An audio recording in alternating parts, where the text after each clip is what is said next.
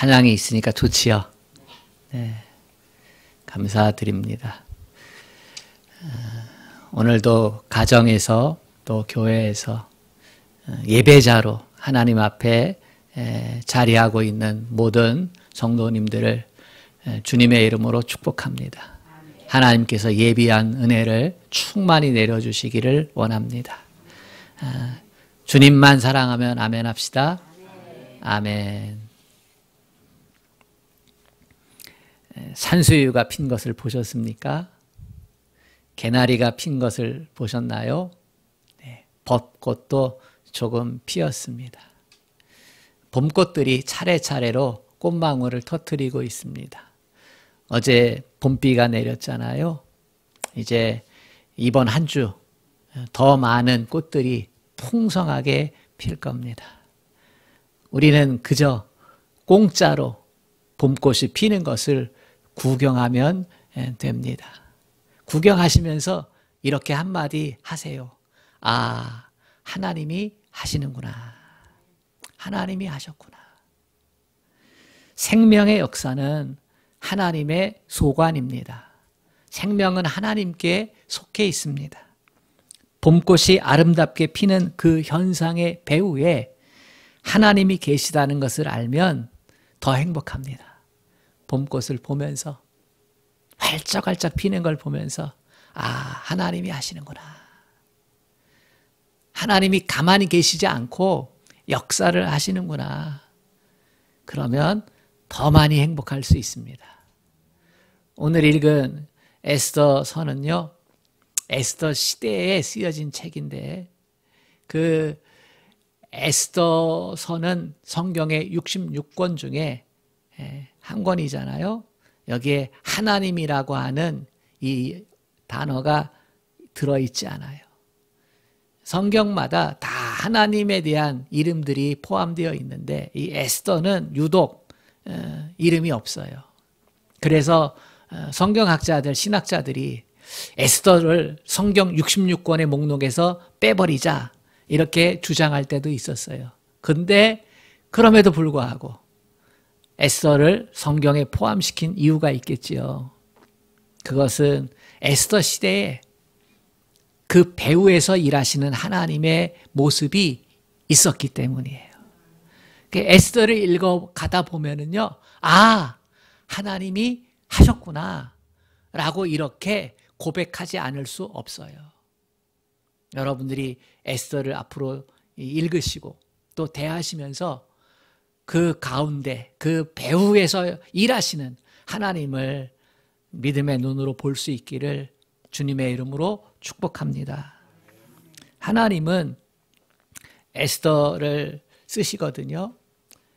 에스더가 살았던 곳은 페르시아 제국 내였어요. 그 당시 이스라엘은 팔레스타인 땅, 지중해 해안을 끼고 팔레스타인 땅에 원래 이스라엘 민족들이 살았잖아요. 그런데 하나님 잘 못 섬겨서 망했거든요. 망하고 나서 왕족들과 귀족들, 엘리트들이 수십만의 사람들이 페르시아 제국, 그 전에는 바벨론 제국이었죠. 수천 킬로를 떠나서 거기에 잡혀가서 정착을 했어요. 포로 생활을 했지요. 거기에서 이스라엘 공동체가 하나 만들어진 거예요. 우리나라도 일제시대 때 많은 사람들이 해외로 강제 이주당하기도 했잖아요. 그죠? 그래서 조선족이 되고 고려인이 되고 홀로코스트가 그렇게 돼버렸잖아요. 그 아픔이 있거든요. 이스라엘도 그랬어요. 그래서 이 에스더 시대 하면은 이 팔레스타인 땅, 가나안 땅이 주무대가 아니고 거기서 참으로 많은 거리가 떨어져 있는 그 페르시아 제국이 무대예요. 거기서 하나님이 그 고통 가운데 있는 이스라엘 사람들과 어떻게 함께하고 계셨는지 그것을 볼 수 있는 것이 에스더서입니다. 거기서 에스더가 그 제국의 왕비가 되었거든요. 그 과정마다 하나님이 개입을 하셨다는 거예요. 페르시아 나라는요, 아하수에로 왕이 다스렸는데 그때의 페르시아 제국이 가장 강성했어요. 여러 나라를 정복을 해서 제국을 이루었는데 127도나 되었습니다. 우리나라는 팔도강산이잖아요. 우리나라는 좀 요즘 세분화 시켜가지고 이렇게 편제되어 있어요. 8개 도, 1개의 특별시, 6개의 광역시, 1개의 특별자치시, 1개의 특별자치도, 이렇게 되어 있어요. 그만큼 우리나라 행정구역도 많이 바뀌긴 했습니다만 그럼에도 지금 우리는 역시 8개의 도를 가지고 있어요. 그런데 페르시아 제국은 몇 개 도라고요? 127개 도.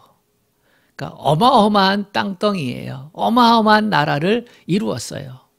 거기에서 새로운 왕후를 선택을 하는 겁니다. 본래 아하수에로 왕의 왕비는 와스디라고 하는 여인이었는데 그가 왕 앞에 교만해서 그래서 폐위를 당하게 됩니다. 그래서 신하들이 왕께 건의를 해요. 제국에 걸맞는 왕비를 뽑아야 합니다. 가장 예쁘고 가장 지혜롭고 가장 덕스럽고. 그래서 문호를 활짝 열어놓는 거예요. 페르시아 제국의 순수혈통뿐만 아니고 지배하고 있는 127도에 있는 모든 여인들을 대상으로 해서 간택을 하는 거예요. 그러니까 각 도에서 최고의 여인이 뽑혀서 수도로 모이게 되는데 그 숫자만도 수백 명이죠. 적어도 127명이에요. 그 가운데 이 에스더라고 하는 여인이 포함되어 있었고 결국에는 왕비로 그렇게 선출되게 됩니다. 에스더의 하나님은 배후에서 일하시는 하나님이에요. 에스더 2장 9절에 보면 헤게가 이 처녀를 좋게 보고 은혜를 베풀어라고 기록되어 있습니다. 헤게는 내시거든요.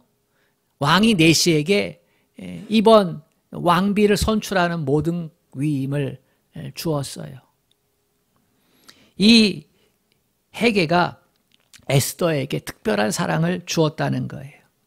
특별한 은혜를 받았다라고 하는데 여기서 은혜라는 말을 히브리어로 헤세드라고 말합니다. 헤세드라고 하는 말 들어보신 적 있죠? 이 헤세드라는 말은요, 하나님께서 긍휼히 베풀어 주시는 사랑이에요. 긍휼히 여겨주시는 사랑.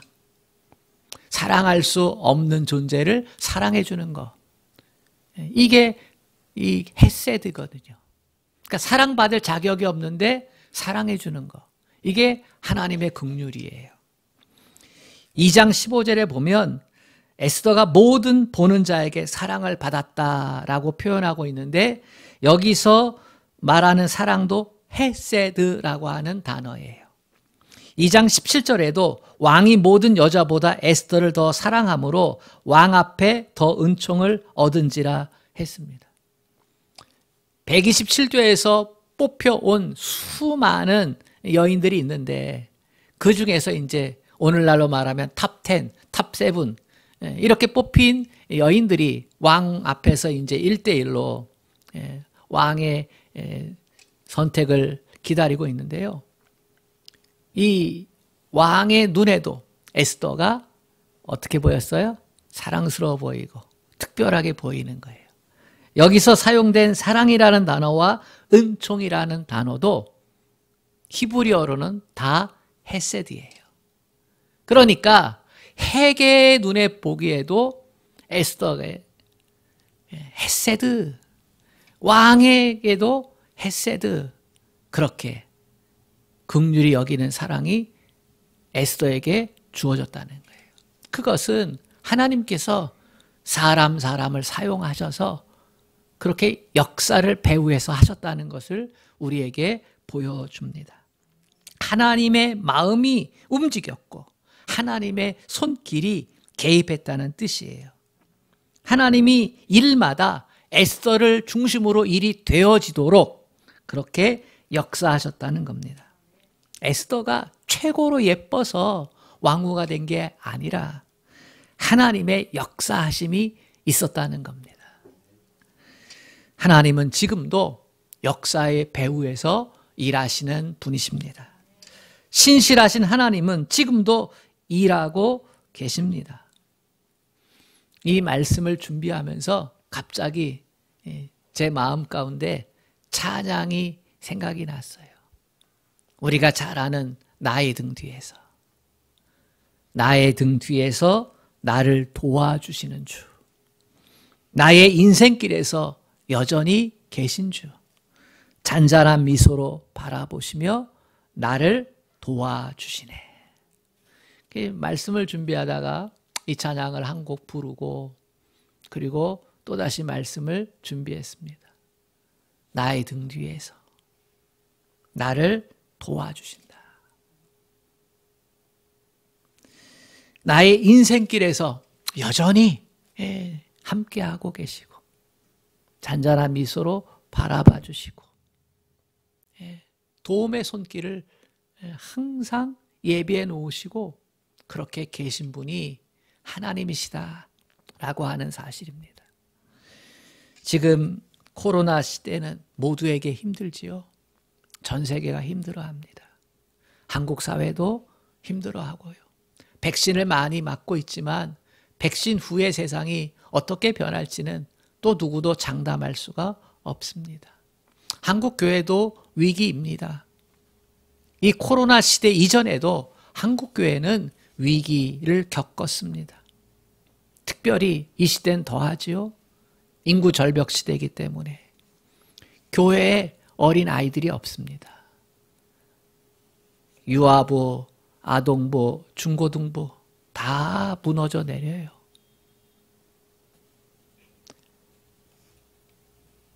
집안에는 아이가 있어야 행복하잖아요. 교회도 아이들이 있어야지 행복해요. 할아버지, 할머니가 된 분들에게 최고의 보약은, 최고의 행복은 어린 아이들이에요. 그거 보면서 웃지요. 얼마나 감사하고 얼마나 좋아하시는지. 아이들이 없는 사회는요, 미래가 없어요. 아이들은 무한한 가능성이잖아요. 아이들은 순진무구하잖아요. 그런 아이들이 인구 절벽 시대에 교회에 없다. 암울한 거거든요. 뿐만 아니라 초고령 사회로 접어들었잖아요. 어느 목사님이 예배를 마칠 때 축도하는데 손을 탁 들어가 축도를 하면서 바라보았는데요. 할미꽃이 피었대요. 다들 교인들이 머리를 숙였는데 흰머리가 많은 거예요. 어른이 많다는 거죠. 교회의 일꾼이 없다는 거예요. 위기 아니겠어요? 교회 부흥도 정체되어 있습니다. 정확히 말하면요, 감소해요. 20년 전부터 교회는 감소하고 있어요.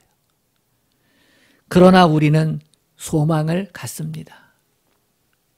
눈에 보이는 위기 상황 가운데서 그 배후에서 일하시는 하나님이 계시기 때문입니다. 그래서 우리는 소망을 포기할 수가 없는 거예요. 우리가 믿는 하나님, 우리의 배후에서 역사하시는 하나님은 어떤 하나님이실까?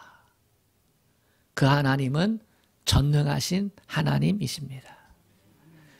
이스라엘 백성들이 우상 숭배가 극심했거든요. 눈에 보이지 않는 하나님보다 눈에 보이는 하나님. 바알 우상, 아세라 우상 섬기면서 이방 종교들 따라가면서요, 하나님을 떠났어요. 하나님 섬기는 게 쉽지 않아요. 하나님 말씀대로 하나님 백성답게 사는 게 쉽지가 않아요. 자기가 원하는 대로 복을 쫓아서 자기 마음대로 할 수 있는 이방 종교 섬기는 게 훨씬 편해요. 우상은요, 하지 말라, 하라, 이게 별로 없어요. 그냥 내게 원하는 것 주면 그건 최고의 신이에요. 그런 신을 따라서 하나님의 다스림 가운데 들어가길 싫어하는 거예요. 그 많은 이스라엘 사람들이요, 믿음의 도를 저버리고 우상 숭배, 그러면서 잘 살면 그나마 괜찮을 텐데요, 하나님 떠나서 자기 소욕대로 살던 인생은, 그러한 사회는요 반드시 타락해요. 반드시 혼란스러워지고 반드시 악한 세력들이 득세를 해요. 어떻게 되었어요? 빈부차가 극심해지고 힘 있는 자는 더 힘을 갖게 되고 없는 사람은 더 없어지고. 근데 남의 것 가져다가 내가 부자가 되는 게 편하지, 내가 힘써서 일해서 벌어서 부자 되는 게 편해요? 그 사람들이요 편법을 쓰는 거예요. 재판도 굽게 만들고, 그 사회에 온갖 악이 들끓는 거예요. 불공평하고 불합리하고 온갖 갑질들이 너무나 많아지고. 성경을 읽어보면 그 아모스 시대에, 이사야가 활동하던 그 시대에 그런 모습이 너무나 팽배해 있었어요. 그런데 생명 존중도 사라져버리고 하나님의 백성들이 그렇게 살지 못하니까요, 하나님이 얼마나 답답하시겠어요. 너희가 섬겼던 하나님은 전능하신 하나님인데, 모든 신들보다 뛰어난 신인데 너희가 그 하나님을 외면하고 너희 좋은 대로 행하려고, 너희 욕망대로, 욕심대로, 정욕대로 행하려고 우상 섬기면서 이 꼴이 되었으니. 그런데도 하나님께 돌아오라고 하는 이 선지자들의 외침을 외면하는 거예요. 사회가 얼마나 힘든지, 낙심하고 좌절한 사람들이 늘어갈 때 이사야 선지자가 외칩니다. 그게 이사야 9장 7절인데요. 이렇게 외쳐요. 한 아기가 우리에게서 낳고 한 아들을 우리에게 주신 바 되었는데 정사라 기무자라 전능하신 하나님이라 영존하시는 아버지라 평강의 왕이라, 이렇게 선언합니다. 이 말씀은 메시아 탄생 예언이지요. 우리의 구원을 위해 일하시는 하나님은 인간의 지혜로는 도저히 헤아릴 수 없는 그러한 기묘자다. 그 어떤 시대적인 상황도 단번에 역전시킬 수 있는 분, 전능하신 하나님이다. 그분은 평화를 가져오는 분이시고 그분은 영원하신 분이시다. 그 하나님께서 역사의 배후에서 일하시고 있는 분이시다. 눈으로 보이지 않아서 믿어지지 않지, 내가 눈으로 보게끔 한 아기로, 육신의 몸을 입고 한 아들로 너희에게 보내줄 거다. 이렇게 선언하셔요. 역사의 배후에서 일하시는 그 하나님 때문에 에스더가 왕후가 된 거예요. 그 하나님 때문에 성경의 믿음의 사람들이 위대한 믿음의 발자취를 남긴 거예요. 역사의 배후에서 일하시는 그 하나님이 예수님을 통해서 인류 구원의 문을 활짝 열어놓으신 줄로 믿습니다. 사랑하는 여러분, 우리의 인생의 짐이 얼마나 무거워요. 직장 생활도 힘들고 사업하기는 더더구나 더 힘들고. 이때 배후에서 일하시는 하나님을 바라보시기를 바랍니다. 자식 농사도 힘들지요. 자녀들 키울 때에도 하나님의 일하심을 고백하며 하나님을 높여드립시다. 부모가 다 해줄 수는 없어요. 예전에는 자식 5-6명 이상 낳아가지고 그러면서도 아이들을 키워냈는데, 요즘은 한둘 나니까 하나 나면요 부모가 다 해주려고 해. 그런데 다 해줄 수 있어요? 다 못 해줘요. 대신 아파줄 수 없고요, 대신 공부해 줄 수 없고요, 대신 운동해 줄 수 없어요. 힘들고 고통스러운 마음 내가 대신 바로 잡아줄 수가 없어요. 그러므로 하나님이 일마다 때마다 배후에서 역사하셔서 복된 인생을 살아갈 수 있도록 믿고 기도해야 하는 것입니다. 배후에서 일하시는 하나님이 보인다면 그 다음에는 적극적인 자세를 취해야 합니다. 하나님이 일하심을 믿으면서 우리는 소망의 사람이 됩니다.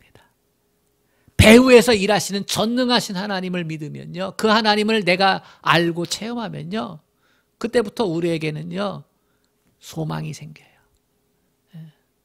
무너지지 않는 소망이 생겨요. 그 소망은 우리에게 자신감으로 돌아옵니다. 뭘 해도 자신감이 돼요. 전능하신 하나님이 우리의 백이시잖아요. 우리 등 뒤에서 든든하게 지켜보시고 도와주실 손을 준비하시고요. 그리고 항상 잔잔한 미소로 바라봐 주시는 거예요. 왕의 조소가 127도에 다 전달이 됐습니다. 모든 처녀들 중에서 아름답고 똑똑하고 지혜롭고 덕스러운 처녀들이 궁으로 다 모이는 거예요. 8절을 보면 왕의 조소와 명령이 반포됨에 처녀들이 도성 수산에 많이 모여 헤게의 수하에 나아갈 때에 에스더도 왕으로 이끌려가서 궁녀를 주관하는 헤게 수하에 속하니, 이렇게 기록하고 있잖아요. 여기서 눈에 띄는 두 개의 단어가 있는데 이끌려 하고 속하니라는 단어예요. 이끌리다, 속하다라고 하는 건요 자발적인 모습이 아니에요. 이건 수동태예요. 수동적인 모습이에요. 수백 명의 뽑힌 그 왕비 대상자들, 그 여인들이 관리들이 주관하는 그 프로그램에 따라서 그렇게 하나하나 이 일이 되어지는 대로 따라갔다는 거예요. 그런데 9절을 보면 그 가운데 이 에스더의 태도가 능동적으로 바뀌게 되어집니다. 9절에 보면 헤게가 이 처녀를 좋게 보고 은혜를 베풀어 몸을 정결케 할 물품과 일용품을 주고 궁녀도 따라줬다라는데요. 근데 이 9절에 헤게가 이 처녀를 좋게 보고 라고 하는 이 9절이 있거든요. 여기서 보면 히브리어 성경에는 이렇게 그 의미가 달라져요. 그 소녀가 헤게를 기쁘게 했다는 거예요. 그러니까 에스더가 그 모든 과정을 주관하는 헤게를 기쁘게 해 주어서, 그래서 그 헤게가 어떻다고요? 에스더에게 은혜를 베풀어 주었다는 거예요. 에스더는 관리들이 이끄는 대로 차례차례 과정을 따라갔지만 그 상황 가운데서 하나님의 일하심을 믿고 능동적으로 자기 자신을 그 과정 가운데 능동적인 삶의 자세를 견지하게 했다는 거예요. 사실 그곳에 뽑혀서 온 여인들은 얼마나 대단한 사람들이에요. 그치요? 에스더하고는요 격이 달라요. 근데 그 에스더가요 그곳에서 자기의 태도를 수동적으로 만들어버린 게 아니라 수동적인 프로그램 상황 가운데서 적극적으로 하나님의 일하심을 믿고 그 과정마다 임했다는 거예요. 본래 에스더는 비극적인 상황에서 태어난 여인이에요. 태어나고 보니 페르시아 제국의 하층민이었어요. 나라가 망하고 노예가 된 부모 밑에서 태어난 거예요. 그리고 어렸을 때 부모님이 돌아가셔요. 고아가 된 거예요, 하루아침에. 어린 나이에 이방 땅에서 고아가 되었다. 누굴 믿고 의지하고 살아요? 이때 그의 삼촌 모르드게가 이 에스더를 친딸처럼 돌봐주고 키워요. 이 모르드게는요 2장 5절에 보면은 베냐민 지파 사람이에요. 그 말은 사울 왕이 베냐민 지파 출신이거든요. 그러니까 왕족의 후예예요. 하나님을 믿었겠지요. 잘 믿었겠지요. 그래서 이 에스더를 친딸처럼 보살펴주면서 신앙교육을 시켰을 거예요. 우리는 비록 여기에 와 있지만 우리가 믿는 분은 하나님이시다. 이 페르시아 제국의 신들이 아니고 우리가 믿는 하나님은 아브라함의 하나님이고 이삭의 하나님이고 야곱의 하나님이고 저 애굽에서 출애굽의 구원을 시켜서 광야를 통과하여 가나안 땅을 약속의 땅으로 주었던 바로 그 하나님이다.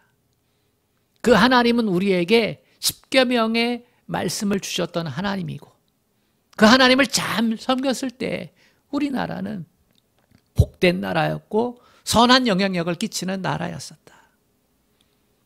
근데 그 하나님을 떠났을 때 우리는 저 팔레스타인 땅과 이곳에서 나누어 살게 되었다. 낙심하지 말고 실망하지 말자. 그 하나님이 우리를 버리지 않으신다. 책망하셨지만 망하게 하셨지만 그러나 다시 돌아가게 하신다고 말씀하셨다. 하나님은 우리의 배후에 계신다. 이런 신앙의 교육을 에스더에게 했어요. 그렇기 때문에 에스더가 자기들과 함께 뽑힌 사람들 비교당할 때 주눅들지 않는 거예요. 거기에 뽑혀온 사람들은 출신 성분이 뛰어난 사람들이에요. 고르고 고른 페르시아의 하층민하고는 상대가 되질 않아요. 그래 모르드게가 그러잖아요. 네 출신을 말하지 마. 차라리 마음 가운데 하나님의 역사를 믿고 그 모든 과정 가운데 적극적으로 임해. 이 에스더가요 수동적으로 주눅 들고 자칫하면 자존심이 상하고 그럴 수 있었는데요. 아, 하나님께서 나를 이 사람들과 경쟁하도록 하신 이유가 있겠구나. 나를 주눅 들게 하고 나를 못난 이로 만들려고 둘러리로 만들려고 하나님이 나를 이들과 경쟁한 게 아니구나. 지금은 비록 프로그램에 따라서 과정마다 임하지만 나는 하나님이 내 뒤에서 일하고 계시고 내 백이 되어주실 걸 믿고 나는 적극적으로 이 모든 과정 가운데서 하나님의 지혜를 구하고 하나님께서 주시는 힘과 용기를 구하고 그러면서 하나하나 그럼 누구보다 잘해낼 것이다. 이렇게 적극적인 삶의 태도를 갖게 되는 겁니다. 적극적인 삶의 태도는요, 여러분 신앙에서 나오는 거예요. 능동적인 삶의 자세는요, 신앙에서 나올 때 가장 강력한 줄로 믿습니다. 에스더가 그렇게 상황을 반전시켜 가니까. 그러니까 이 헤게가 딱 보기에 이뻐 보이지 않겠어요? 하나가 이뻐 보이면요, 열이 이뻐 보이는 거예요. 또 하나님이 헤게의 마음을 그렇게 예쁘게 보도록 하나님께서 역사하셨으니까 얼마나 더 예쁠까요? 눈에 띄는 거지요. 여러분, 선택하지 않으면 선택당한다는 말이 있잖아요. 우리는 결정장애를 갖고 있어요. 뭔가를 하려면 쉽지가 않아요. 저같이 또 성격이 느긋한 사람, 뭔가를 하나 선택하려고 할 때 돌다리도 두드려 보는 사람은요, 더 심할 때가 많아요. 수동적으로 인생을 살 때가 많다는 뜻이에요. 그러나 전능하신 하나님을 믿는다면 적극적으로 능동적으로 삶의 태도를 바꾸어야 할 때가 있습니다. 가정이 행복합니까? 라고 물으면 많은 아내들 가운데서 내가 어쩌다 저 인간을 만나서 이렇게 신세 한탄을 한다고 합니다. 그런데 여러분, 이건 수동적인 자세예요. 이러한 모양새는요, 인생을 살아가면서 많이 부딪혀요. 내가 하필이면 이 대한민국이란 땅에 태어나가지고 헬조선에 태어나서 이렇게 신세한탄할 수 있고, 내 부모가 하필이면 가난한 또는 무학자 또는 폭력적인 이런 부모 만나가지고 내 인생이 이렇게 됐다고 신세한탄할 수 있잖아요. 이것은 너무나도 수동적인 자세예요. 만약에 지금 내 상황 가운데서 내가 만족이 안 된다면, 그래서 소망을 가질 수 없다면 포기하지 말고 차라리 이렇게 생각하세요. 내가 좋은 사람이 되자. 내가 좋은 사람이 되자.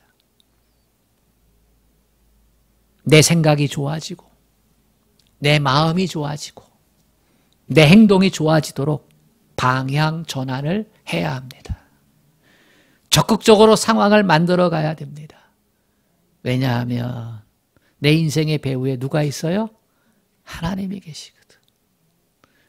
하나님 때문에 방향 전환을 하는 거예요. 수동적인 위치에서 능동적인 위치로, 신세한탄하는 위치에서 도전하는 위치로 소망을 갖고.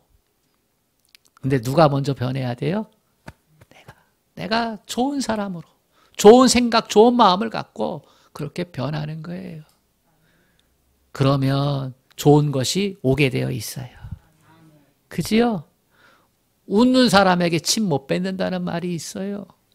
좋은 사람이 되어지면요, 좋은 것들이 몰려오는 거예요.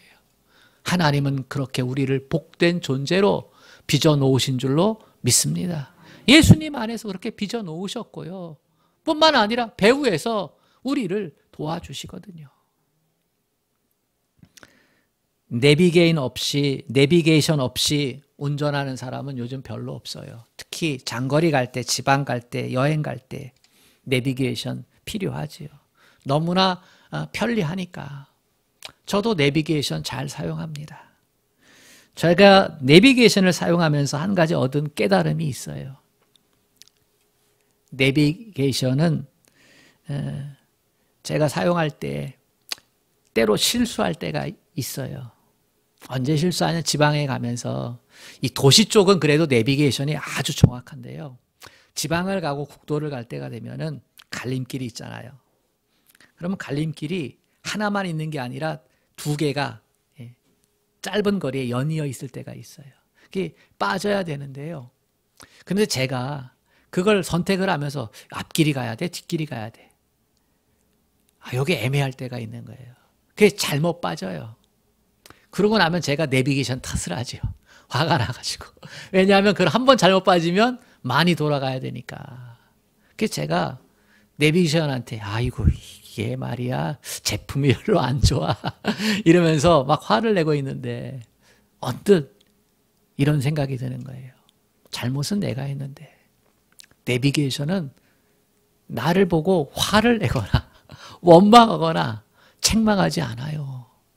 아주 예쁜 목소리로 다시 안내해 드리겠습니다. 다시 안내해 줘요. 그것도 최선의 길을 찾아서 다시 안내해 줘요. 얼마나 고마워요.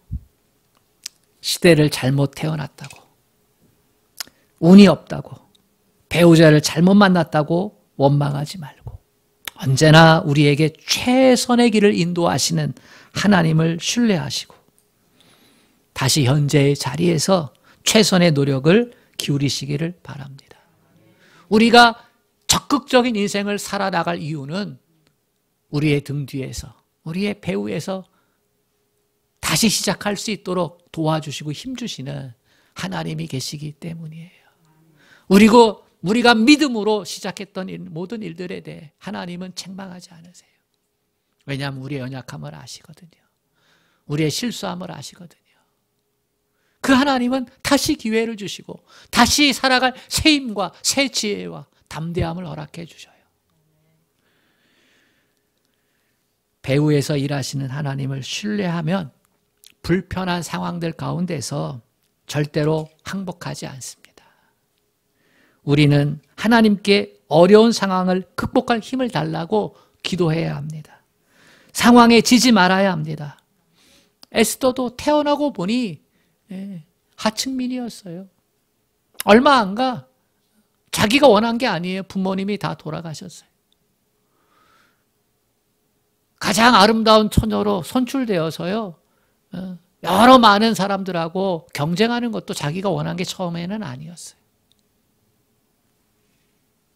그런데 그런 상황 가운데서 하나님이 일하고 계심을 믿고 그렇게 적극적이고 능동적인 삶을 살아가는 거예요. 부딪혔을 때 가만히 있는 게 아니라 하나님 때문에 그것을 도전하고 감당해내는 삶을 살아가는 거지요. 다윗은 힘센 골리앗 앞에 섰을 때 처음에 싸우려고 하지 않았어요. 골리앗이 이스라엘 군대를 욕하고 심지어는 하나님까지 욕하니까 내가 믿는 하나님은 저 이방 비록 키가 크지만 누구보다도 육체적인 능력이 뛰어난 골리앗이지만 그 골리앗에게 조롱당할 하나님이 아닌 거예요. 하나님이 얼마나 위대하신데, 하나님이 얼마나 전능하신데, 하나님이 우리의 삶에 개입하고 계시는데 가만히 있을 수가 없는 거죠.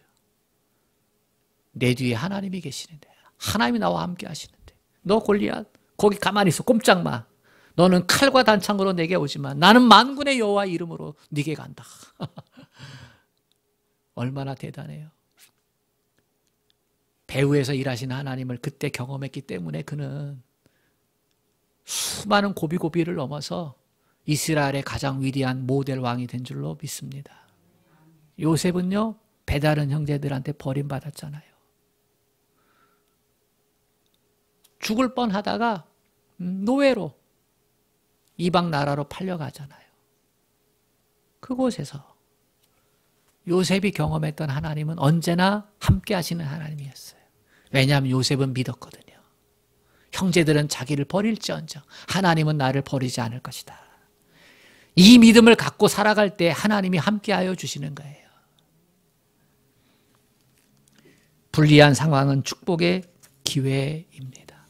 힘들고 어려운 때는요, 배후에서 일하시는 하나님을 더 뜨겁게 만날 수 있는 기회가 됩니다. 우리가 사는 세상은 상처를 많이 주고받는 세상이에요. 나도 상처를 받기도 하고 또 상처를 주기도 하고.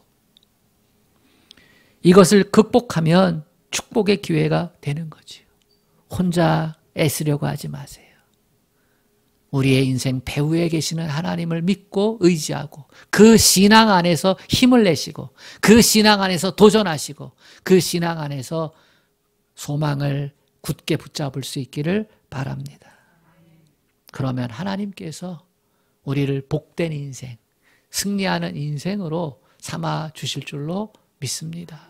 이 은혜가 이 시대 2001년 봄에 저와 여러분에게 가득 임하기를 주님의 이름으로 축복합니다. 하나님 아버지, 우리끼리의 세상이 아닙니다. 하나님이 주관하시는 세상입니다. 때로 하나님이 안 보이는 것 같지만 그러나 역사의 배후에, 내 인생의 배후에 하나님께서 계셔 주시는 줄로 믿습니다. 그 하나님께서 도와주시고 그 하나님께서 사람들을 통하여 헤세드의 사랑을 우리에게 부어주시는 줄로 믿습니다. 절대로 낙심하지 말고 절대로 신세한탄하지 말고 우리의 인생의 배후에 계시는 그 하나님을 믿고 의지하며 하나님 적극적이고 능동적인 우리가 해야 할 것들을 할 수 있는 그러한 믿음의 태도를 갖게 하여 주시옵소서. 예수님의 이름으로 기도합니다. 아멘.